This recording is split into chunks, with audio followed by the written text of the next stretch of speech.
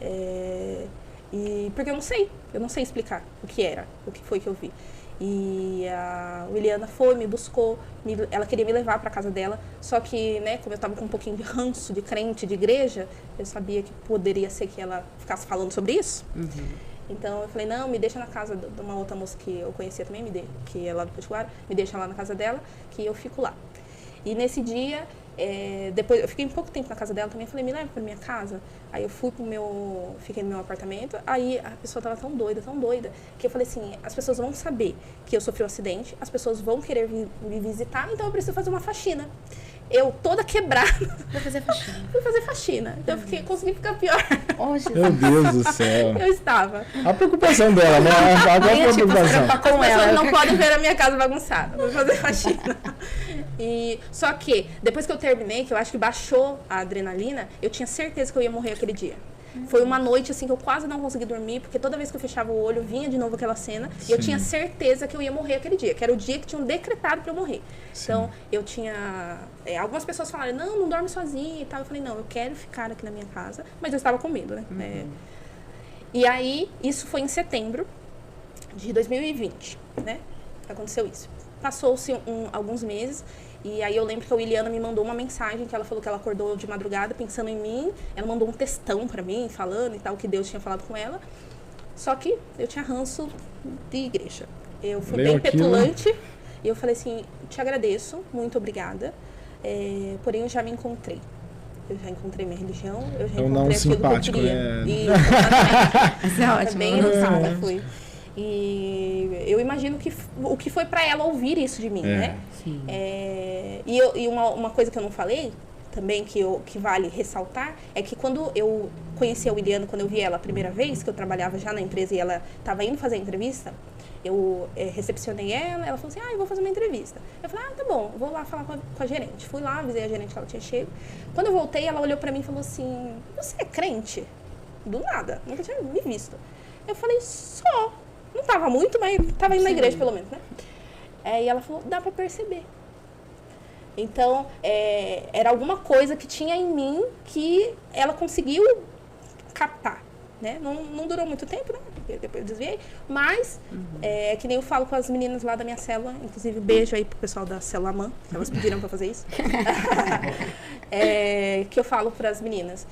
Você pregar o evangelho, você conhecer a Bíblia toda é importante, mas o evangelho que você vive é muito mais importante. Sem dúvida. E tem uma frase que alguém diz, que eu não sei quem que é, às vezes você é a única Bíblia que alguém vai ler na vida.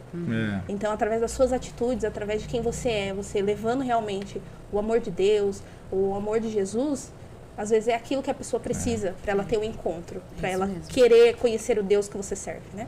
Mas aí, voltando para minha petulância, falei, né, com a Williana, ela me deixou quieta, me deixou em paz durante um tempo, mas quando foi de janeiro para fevereiro, eu recebi uma outra proposta de emprego para sair da onde eu estava, para trabalhar numa outra empresa. E eu estava em dúvida se eu ia ou não, porque fazia um tempo que eu já estava nessa empresa, era uma coisa que eu fazia com muita facilidade, já conhecia todos os processos, inclusive era referência na região, as pessoas me ligavam para saber o que eu fazia, mas eu estava cansada. Não queria mais estar ali, não estava feliz, e surgiu essa oportunidade e eu estava com dúvida se eu ia ou não. E aí eu fui falar com a Williana sobre isso, eu fui atrás dela para falar sobre isso, e aí a gente foi no aniversário de uma amiga nossa, e aí ela, na volta, eu dei uma carona para ela, porque eu já estava com outro carro, né? Eu dei uma carona pra ela, deixei ela na porta da casa dela e a gente ficou lá conversando. E eu falei pra ela, Williana, eu tô pensando em mudar de emprego, mas eu não tenho certeza e tal, não sei o quê. Aí ela falou assim pra mim, vamos na festa do amigo, né? A gente vai fazer a festa do amigo lá, vamos lá. Que aí a irmã Marilza ora pra você, vai que Deus revela alguma coisa, fala se é pra você ir ou não. Rapaz, olha a propaganda estrategista também. E aí ela, quem sabe, né? A gente vem na igreja que Deus vai revelar pra você o futuro do seu emprego. É bem assim, gente, calma, tô brincando. E aí eu falei, tá bom, vou, né? Isso funciona, tá vendo? Isso funciona. Aí eu falei, vou. E ela conversou comigo, aquele dia, a Williana conversou comigo de uma forma que ela nunca tinha conversado durante muito tempo. Ela falou pouquíssimo sobre a igreja, a única parte que ela falou foi essa. Ela conversou sobre o que eu estava passando lá no centro, porque eu estava sendo desenvolvida, estava na fase de desenvolvimento. Inclusive, para trabalhar, já estava trabalhando lá, né?